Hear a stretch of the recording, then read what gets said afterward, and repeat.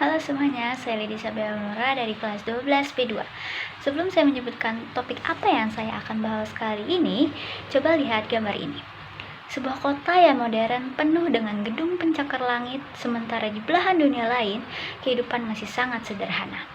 Mengapa sebagian maju pesat, sementara yang lain tampak sederhana dan biasa-biasa saja? Jawabannya terletak pada dua konsep kunci, yaitu pertumbuhan dan pembangunan ekonomi. Kita akan bedah tuntas apa bedanya dan bagaimana keduanya saling terkait dalam menentukan nasib suatu negara. Pertumbuhan ekonomi itu dapat diartikan sebagai kenaikan kapasitas produksi suatu perekonomian yang diwujudkan dalam bentuk kenaikan pendapatan nasional. Menurut Simon, pertumbuhan ekonomi adalah keadaan suatu negara mampu meningkatkan output atau hasil produksi ekonomi yang berdasarkan kemajuan teknologi yang diiringi dengan penyesuaian ideologi.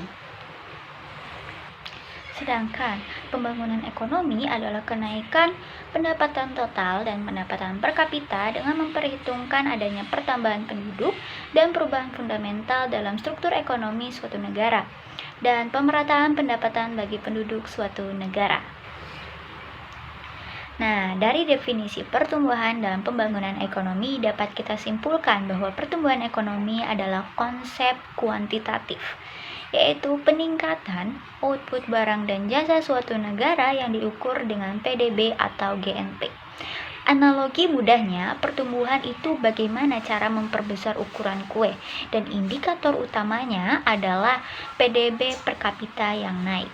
Namun sebaliknya, pembangunan ekonomi adalah konsep yang lebih luas, bersifat kualitatif dan kuantitatif. Dan ini tentang peningkatan kesejahteraan hidup seluruh masyarakat. Analogi mudahnya yaitu bagaimana cara memperbaiki resep kue, membuatnya lebih bergizi, dan bagaimana memastikan bahwa semua orang mendapatkan bagian yang adil. Intinya, pertumbuhan adalah saat uang negara bertambah dan pembangunan adalah saat rakyat menjadi lebih sejahtera. Peningkatan uang saja tidak otomatis membuat rakyat sejahtera, tetapi untuk menyejahterakan rakyat secara terus-menerus, uang negara harus terus bertambah.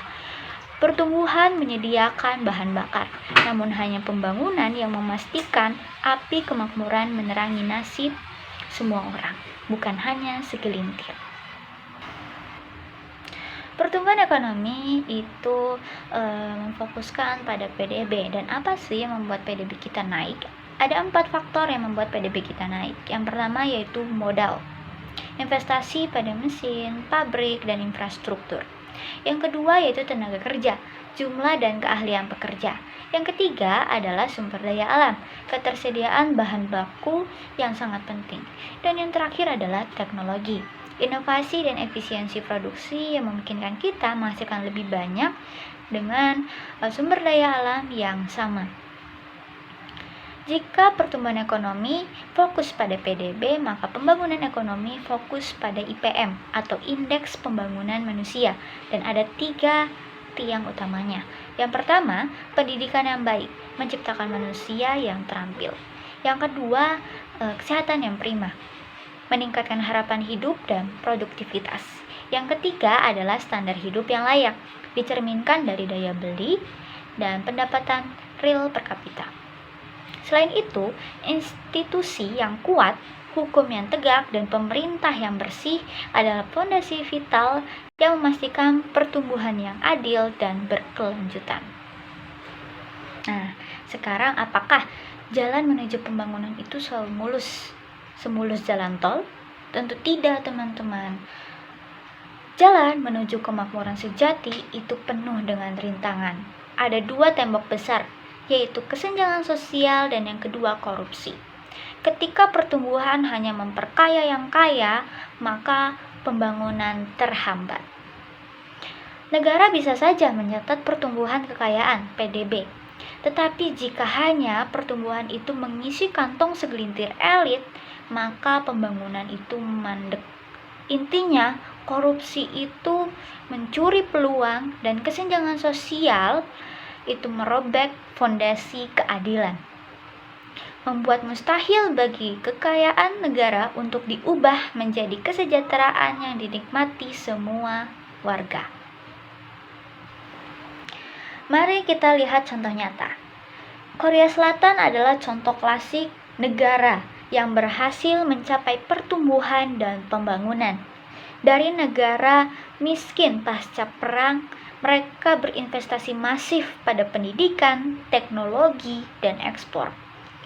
Mari kita bandingkan dengan negara yang kaya sumber daya alam, di mana PDB-nya tinggi karena ekspor minyak, tetapi kualitas pendidikannya yang rendah dan pendapatan tidak merata. Atau yang kita sebut juga dengan pertumbuhan kuat, pembangunan lambat. Jadi sekarang kita tahu, pertumbuhan ekonomi adalah kunci untuk menghasilkan sumber daya, tetapi pembangunan ekonomi adalah bagaimana kita menggunakan sumber daya itu untuk menghasilkan kehidupan yang lebih baik, lebih adil, dan lebih berkelanjutan bagi semua orang.